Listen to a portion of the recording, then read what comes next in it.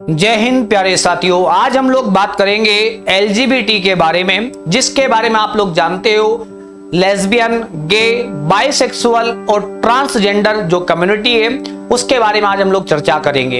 यदि हम लोग यहाँ पर बात करते हैं एल फॉर लेस्बियन, और लेस्बियन कम्युनिटी क्या है या एल लेस्बियन है क्या, तो हम लोग बात करेंगे जब एक कन्या मां की कोख से जन्म लेती है तो उसका प्राकृतिक स्वरूप कन्या की भांति ही होता है, लेकिन जब वो विकसित होती है तो उसकी कुछ ऐसी आदत होती है जो हार्मोन के कारण हो सकती है, प्राकृतिक हो सकती है और वातावरण के कारण हो सकती है कि जब महिला के प्रति सेक्सुअल रूप से अट्रैक्ट होती है उसको नाम दिया गया है लेस्बियन।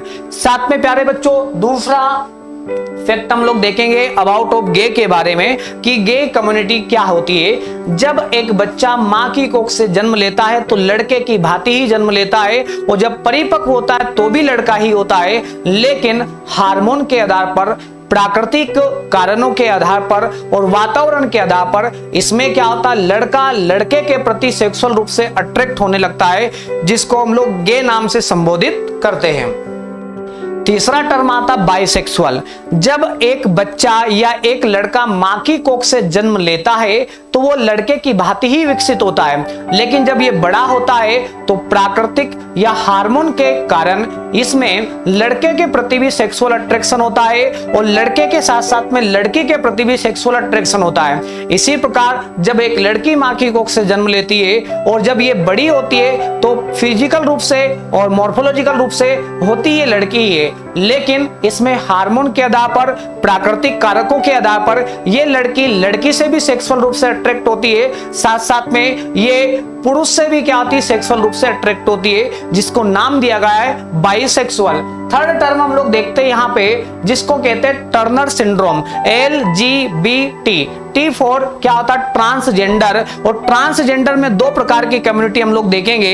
एक देखेंगे टर्नर सिंड्रोम। यदि हम लोग टर्नर सिंड्रोम की बात करते हैं इसका कारण क्या होता है, तो कारण यदि हम लोग बात करेंगे प्यारे बच्चों तो इसका कारण होता है जब माता और पिता दोनों के सहयोग से जो बच्चे का जन्म होता है तो मादा और क्या नर की हम लोग चर्चा करते हैं, इनसे जब जायगोट बनता है तो जायगोट में होना चाहिए क्या, 22 प्लस क्या आपका लिंग गुणसूत्र में XX होना चाहिए, बल्कि ऐसा नहीं होता है। ऐसा नहीं होता तो इसके स्थान पर 22 प्लस क्या होता है, एक X क्या होता है, कम हो जाता है। तो यहाँ पे गुणसूत्र की संख्या हो जाती है कितनी, 45 हो जाती है, और एक लिंग गुणसूत्र क्या होता है, कम हो जाता है। और कम हो जाता तो इससे जब भ्रूण का विकास होता है और इससे जब क्या होता है, बच्चे का विकास होता है, तो ये इस रूप में क्या होती है, जन्म लेती है। और जब ये बड़ी हो जाती है, वो बड़ी हो जाती है तो इसमें क्या होता है, प्रभाव देखने को मिलता है, स्तनों का विकास नहीं होता है। स्तनों का क्या होता है, विकास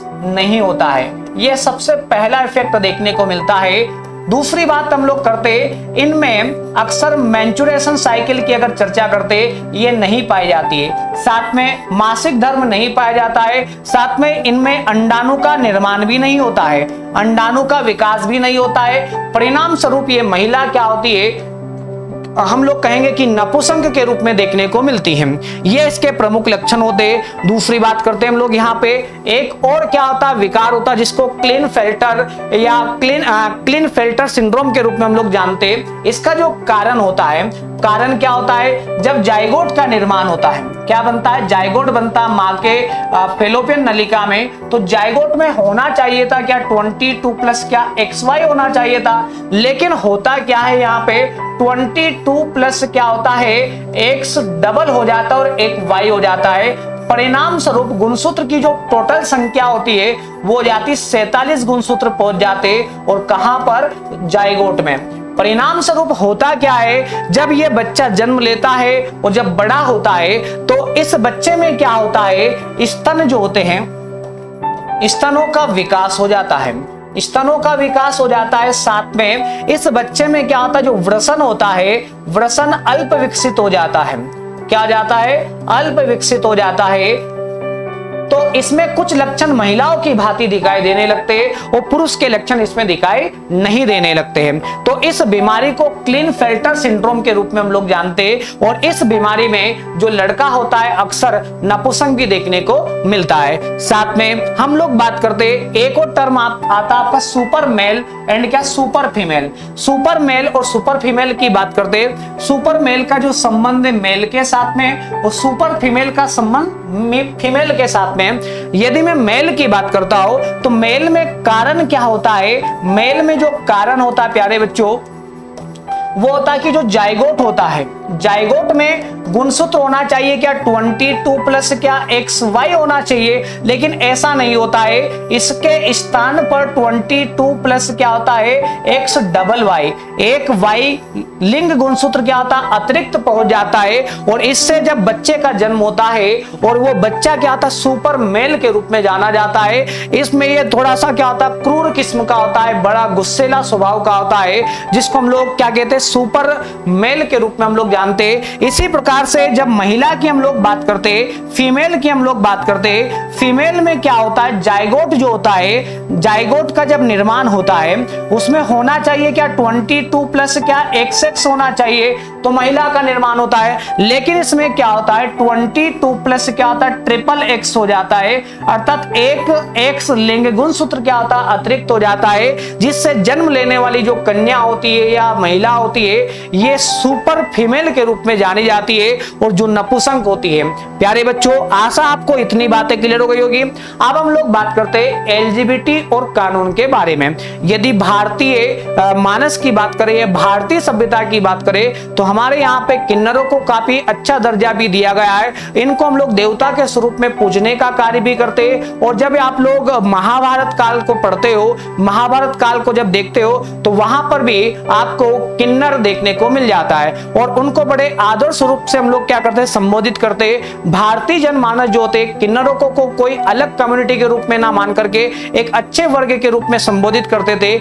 लेकिन हुआ क्या 1857 की क्रांति के बाद में भारत में जो अंग्रेज थे ये एक कानून लेके आते हैं और साथ में एक स्पेशल धारा उसके संदर्भ में जोड़ते जो धारा थी 377। इसके पीछे का कारण ये था ईसाई धर्म जो होता है जो यौन संबंध होते उसमें जो गैर यौन की हम लोग बात करते अप्राकृतिक यौन की बात करते इसको अपने धर्म के हिसाब से गलत ठहराते थे। इस लिहाज से भारत में अंग्रेजों ने धारा 377 को जोड़ा और जो ये क्या कहती है अप्राकृतिक अपराध को संबोधित करती है।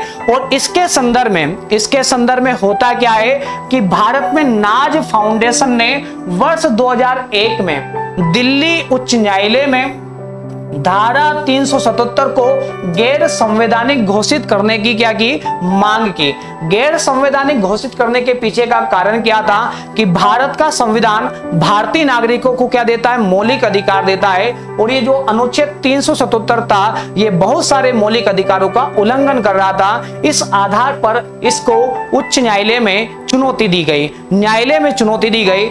परिणाम स्वरूप क्या हुआ उच्च न्यायालय ने कहा कि आपसी सहमति से स्थापित यौन संबंधों का आपराधीकरण न केवल लोगों के गरिमापूर्ण जीवन के अधिकार को नकारता है बल्कि ये भेदभावपूर्ण भी है। साथ में और क्या कहा समलैंगिक को धारा 377 की वजह से ही समाज अपराधी के तौर पर देखता है जो बेहद चिंताजनक है। इस प्रकार के स्टेटमेंट दिल्ली उच्च न्यायालय ने प्रस्तुत किए। अब हुआ क्या इसमें ग्रहण लग गया सन 2013 में क्या हुआ था सुरेश कुमार कौशल बनाम नाज फाउंडेशन। सुरेश कुमार कौशल ने एक याचिका दायर की और ये कहा कि सुप्रीम कोर्ट में सर्वोच्च न्यायालय में इस याचिका को दायर किया और इस समय सुप्रीम कोर्ट ने जो फैसला आया था दिल्ली हाई कोर्ट का उसको पलट दिया। उसके बाद में फिर इसी समय 2014 के समय की बात है। 2014 में हमारे यहाँ पे एक मेल और एक फीमेल दो जेंडर का जिक्र किया जाता था। 2014 से एक थर्ड जेंडर जोड़ा गया। जब भी आप लोग फॉर्म अप्लाई करते हो उसमें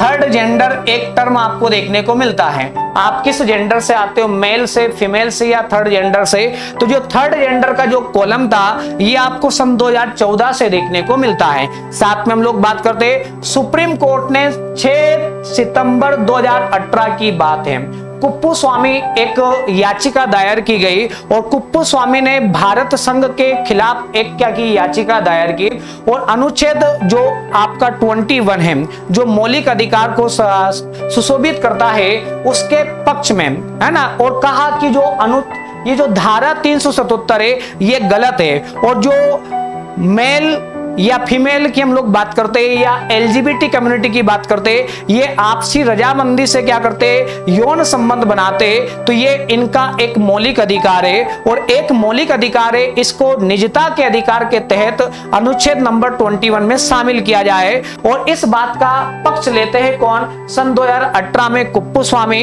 तो इसके पक्ष में सुप्रीम कोर्ट ने पुनः एक क्या किया, फैसला सुनाया और यह फैसला एलजीबीटी कम्युनिटी के लिए काफी फायदेमंद था और उनकी गरिमा को बढ़ाने के लिए काफी उपयोगी था। तो इस प्रकार की एक ये यात्रा रही थी और ये अभी वर्तमान में भारतीय संसद में भी कानून को लेकर के एक मसला भी गरमाया हुआ है, इसलिए भी इसकी ओर ध्यान आकर्षित करना जरूरी था। तो कैसी लगी आपको ये जानकारी, बाकी हम लोग देखेंगे।